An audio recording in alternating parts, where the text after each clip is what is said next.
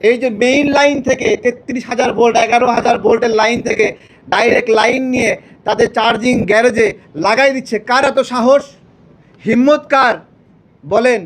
আওয়ামী লীগ করতেছে কি? আওয়ামী লীগ করতেছে?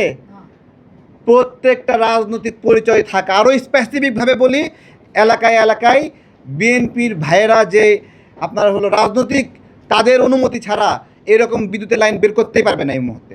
আমাদের অটোগুলোর ক্ষেত্রে সরকার কি পদ্ধতি অবলম্বন করবে? আমি মীর শাহ আলম ভাইকে ধন্যবাদ দেব যে উনি বলছেন সোলার এনার্জি যদি না সংযুক্ত করা হয় অটো চালাতে দিবেন না। খুব ভালো একটা আইডিয়া। আমার প্রশ্ন হলো, বাস্তবায়ন করতে পারবেন? এইটা জিজ্ঞাসা করছি, পারবেন? আমাদের কাছ থেকে শোনেন একটু।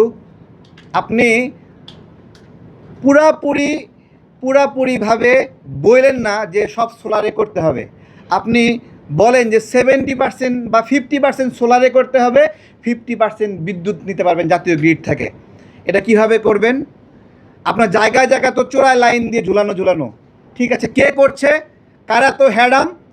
এই যে মেইন লাইন থেকে 33,000 ভোল্ট 11,000 ভোল্টের লাইন থেকে ডাইরেক্ট লাইন নিয়ে তাদের চার্জিং গ্যারেজে লাগাই দিচ্ছে। কার এত সাহস, হিম্মত কার বলেন? আওয়ামী লীগ করতেছে কি? আওয়ামী লীগ করতেছে? প্রত্যেকটা রাজনৈতিক পরিচয় থাকা। আরও স্পেসিফিকভাবে বলি, এলাকায় এলাকায় বিএনপির ভাইয়েরা যে আপনার হলো রাজনৈতিক, তাদের অনুমতি ছাড়া এরকম বিদ্যুতের লাইন বের করতেই পারবে না এই মুহূর্তে। এই অনুমতি আগে আওয়ামী লীগের কাছ থেকে লাগতো কি না? তো সেইটা নিয়ন্ত্রণ করা লাগবে না? আমরা যে বলছি যে সোলার আমরা বসায় দেব। তারপরে আমাদের এখানে যে পরিমাণ অটোর সংখ্যা, এই পরিমাণ অটো এরা তো নিজেরাও ভাড়া পায় না। দরকার আছে যে সবগুলো অটো একদিনে চলবে? উচিত ছিল না যে কিছু হলুদ অটো, কিছু সাদা অটো, কিছু লাল অটো মার্ক করা, যে সপ্তাহে 4 দিনে এই অটোগুলো চলবে, যাতে করে আরও বেশি মানুষের আয়ের সংস্থান হবে, আয় বন্টন হবে।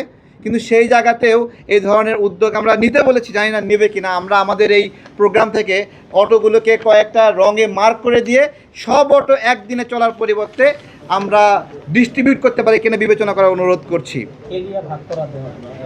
এরিয়া ভাগ অথবা রঙে ভাগ করা।